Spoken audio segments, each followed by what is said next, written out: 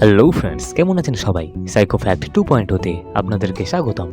Friends, আজকের ভিডিওটিতে আমি এমন একটি দেশ সম্পর্কে আপনাদেরকে বলতে চলেছি যেখানে 40% মানুষ যাযাবরের মতো জীবনযাপন করেন। এখানে একসময় ডাইনোসরের বাস ছিল। এই দেশটিই ছিল ইতিহাসের কুখ্যাত চেঙ্গিস খানের জন্মভূমি। কথিত আছে যে এখানে ঘোড়া না থাকলে দেশের ভূত ভবিষ্যৎ বলে কিছুই থাকবে না। ফ্রেন্ডস, আজকের ভিডিওটিতে আমরা আলোচনা করতে চলেছি সেই চেঙ্গিস খান এবং ডাইনোসরের বাসভূমি মঙ্গোলিয়া সম্পর্কে।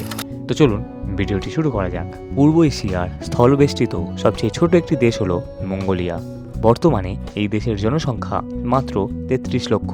মঙ্গোলিয়া কথাটি এসেছে মঙ্গল থেকে, যার অর্থ হলো সাহসী। মঙ্গোলিয়ার প্রতিবেশী দেশ হলো রাশিয়া এবং চীন। এই দেশের অফিসিয়াল ল্যাঙ্গুয়েজ হলো মঙ্গোলিয়ান। এখানকার বেশিরভাগ মানুষ বৌদ্ধ ধর্মকে মানেন, বাকি মানুষ ইসলাম এবং ঈসাই ধর্মাবলম্বী। উলানবাটার হলো মঙ্গোলিয়ার রাজধানী এবং একমাত্র বড় শহর। আর এই দেশের অর্ধেকের বেশি জনসংখ্যা এই উলানবাটার শহরেই বাস করেন।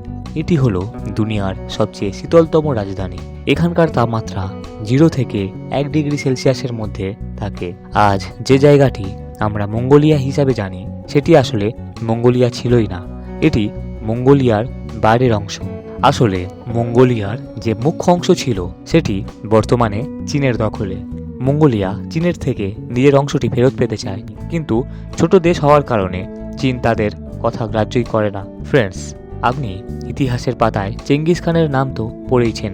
আপনাকে জানিয়ে দিই, তিনি এই মঙ্গোলিয়াতেই জন্মগ্রহণ করেন এবং মাত্র 21 বছর বয়সে এই দেশের রাজা হয়ে যান। ইতিহাসের সবচেয়ে বড় অবিচ্ছিন্ন সাম্রাজ্য বিস্তার করেন। আমাদের কাছে চেঙ্গিস খান শুধুমাত্র একজন লুণ্ঠনকারী হলেও মঙ্গোলিয়াদের কাছে তিনি একজন মহান রাজা। আজ থেকে প্রায় 400 বছর পূর্বে এখানেই চেঙ্গিস খান মঙ্গল সাম্রাজ্যের প্রতিষ্ঠা করেন, যা বর্তমানে চীন থেকে শুরু করে মধ্য এশিয়ার ইরান, ইরাক, তুর্কি এবং ইউরোপের পোল্যান্ডের সীমানা পর্যন্ত বিস্তৃত ছিল।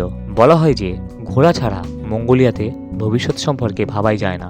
American museum of natural history এর রিপোর্ট অনুযায়ী মঙ্গোলিয়ার বাসিন্দা তাদের দৈনন্দিন জীবনে অন্য দেশের তুলনায় সবচেয়ে বেশি ঘোড়ার ব্যবহার করে থাকেন। কিন্তু এই জেনারেশনেও ঘোড়া কেন?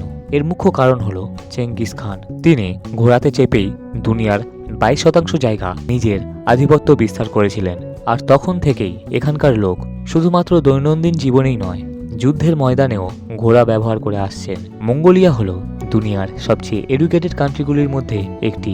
এখানকার শিক্ষার হার 98%। Mongolian state university of education দেশের একমাত্র ইউনিভার্সিটি। আপনাকে জানিয়ে দিই, এখানকার তাপমাত্রা শীতল হলেও এখানে বছরে 260 দিনে আকাশ পরিষ্কার থাকে। তাই এই দেশকে বলা হয় the land of blue sky. Mongolia সম্পর্কে আরও একটি ইন্টারেস্টিং ফ্যাক্ট হলো এখানকার আইসক্রিম। এখানকার মানুষ সামার সিজনের তুলনায় উইন্টারে সবচেয়ে বেশি আইসক্রিম খেতে পছন্দ করেন।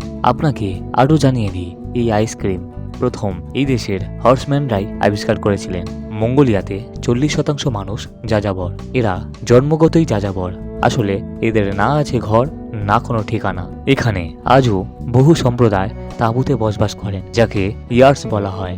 ফ্রেন্ডস, আপনাকে বলে দিই, মঙ্গোলিয়াকে দ্য ল্যান্ড অফ অ্যানিম্যালসও বলা হয়ে থাকে, কারণ এখানে বহু প্রজাতির পশু রয়েছে। এখানে প্রতি ব্যক্তি পিছু 13টি ঘোড়া এবং 35টি ভেড়া রয়েছে। এর থেকে আপনি আন্দাজ করতে পারেন এই দেশে পশুর সংখ্যা কত হতে পারে। এখানে আপনি লুপ্ত প্রায় স্লো ল্যাপার্ড দেখতে পাবেন।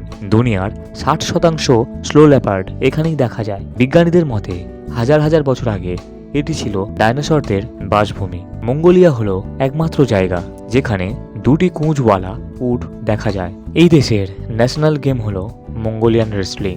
প্রতি বছর স্বাধীনতা দিবসের দিন এখানে টুর্নামেন্টের আয়োজন করা হয়। এছাড়া হর্স রেসিং হলো এখানকার ট্র্যাডিশনাল গেম। এখানে একটি পপুলার ফেস্টিভ্যালও রয়েছে, যেটি হলো গোল্ডেন ইগল ফেস্টিভ্যাল, যা প্রতি বছর 2 দিন ব্যাপী চলে।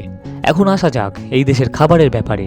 এখানকার মানুষ মাংস খেতে অনেক পছন্দ করেন। এখানকার পপুলার ডিশ হলো বুজ। এখানকার মানুষ আত্মীয়দের এক প্রকার ফার্মেন্টেড মিল্ক দিয়ে স্বাগতম করে থাকেন। আপনি মঙ্গোলিয়াতে গেলে কখনো এটাকে না বলবেন না, কারণ এটা তাদের জন্য অপমানজনক বলে মনে করা হয়।